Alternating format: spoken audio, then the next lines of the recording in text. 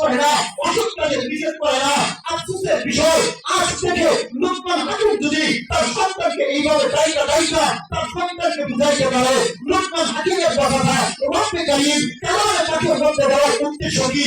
উদ্দেশ্য একটাই, বিশ্ব পৃথিবীর মুহাম্মদুর রাসূলুল্লাহ উম্মতের মাথা পিতাকে জানায় দেওয়া, শুনো শুনো, লুকমান হাকিম তার সন্তানকে আমার দিকে নসিহত করে দিয়েছে, ও সন্তানের বাবা, ও সন্তানের মা, ও লেখা, তোমার অধীনে যে কর্মীগুলো আছে ওই কর্মীগুলোকে লুকমান হাকিমের মতো নসিহত করো, ডাক্তার তুমি পরামর্শ করো, তুমি মজমা কায়েম করো। ও আব্বাজান, তোমার সন্তানকে নিয়ে ঘরের মধ্যে বৈঠক করো, তোমার সন্তানকে ডাইকে কামড়াই নাও, তোমার স্ত্রীকে ডাইকে কামড়াই নাও।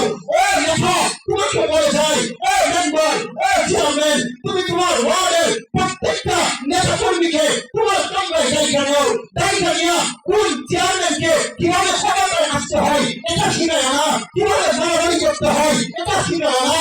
লুকমান হাকিমের মতো তোমার কর্মীগুলাকে এই নসিহত করে দাও, বলে নামাজ কায়েম করো, সে নেক কাজের আদেশ করো, অসৎ কাজের নিষেধ করো। আজকে এমন আম্মাকে পাওয়া যাবে না, এমন আব্বাকে পাওয়া যাবে না, এমন নেতাকে পাওয়া যাবে না, এমন কর্মীকে পাওয়া যাবে না, সে এজন্য তার সন্তানের উপর নামাজ আল্লাহ পাকের বিধান মানে না, নেক কাজের আদেশ করে না, অসৎ কাজের নিষেধ করে না। অধিকাংশ মা বাবাকে পাওয়া যাবে, অধিকাংশ যুবককে পাওয়া যাবে, অধিকাংশ নেতাকে পাওয়া যাবে, নেতার কথা মতো চলে না বিদায়, নেতা তার উপর নারাজ, মা বাবার কথা মতো চলে না সন্তান, এজন্য মা বাবা তার উপর নারাজ, ছেলে চাকরি করে না এজন্য মা বাবা সন্তানের উপর নারাজ, ছেলে কামাই রোজগার করে না এজন্য মা বাবা সন্তানের উপর নারাজ, ছেলে লেখাপড়া করে না এজন্য মা বাবা সন্তানের উপর নারাজ। ও আম্মা জান, ও আব্বা জান, ভালো করে শুনো, তুমি তো আদর্শ মা হতে পারবে না, তুমি তো আদর্শ মা হতে পারবে না। ও চেয়ারম্যান, ও মেম্বার, ও নেতা কর্মী, তুমি তো আদর্শ নেতা হতে পারবে না।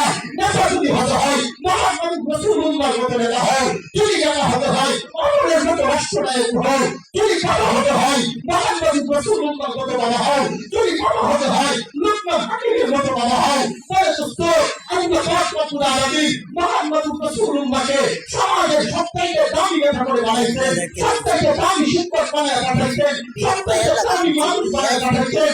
আজকে পৃথিবীর মানুষ তার ছেলের উপর এজন্য নারাজ, ছেলে কামাই রোজগার করে না। ও দোস্ত, তোমার ছেলে স্কুলে যায় না, তুমি তাকে বুঝাও, যদি স্কুলে না যাও, লেখাপড়া যদি না করো, দুনিয়াতে তুমি কি কর্ম করবা? কষ্ট করে নিতে হবে। 60 বছরের জিন্দেগি তোমার মেয়েটাকে, তোমার সন্তানটাকে 60 বছরের জিন্দেগির সুখ শান্তির জন্য এত তুমি গায়ে দেও, এত পরামর্শ করে তোমার সন্তানটাকে বুঝাও। তোমার সন্তান যদি না বুঝে পাড়ার মানুষদেরকে দিয়া বুঝাও, একবার উদাহরণ দিয়া বুঝাও যে অনেকের সন্তান দেখো লেখাপড়া করার কারণে ম্যাজিস্ট্রেট হয়েছে, তার গাড়ি হয়েছে, বাড়ি হয়েছে, সুন্দর স্ত্রী পেয়েছে, জমি পেয়েছে। আজকে দুস্থ বুজুর্গ গোটা সমাজের মধ্যে এমন মানুষ পাওয়া যায় নিজের সন্তানদেরকে বুঝায়। আমি আব্বাজানকে পা ধরে বলে যাই, এ যুবক তোর পাটা আগায় দেয়, আমি তোর পায়ে ধরে বলে যাই, এ আব্বাজান তোমার পাটা আগায় দাও,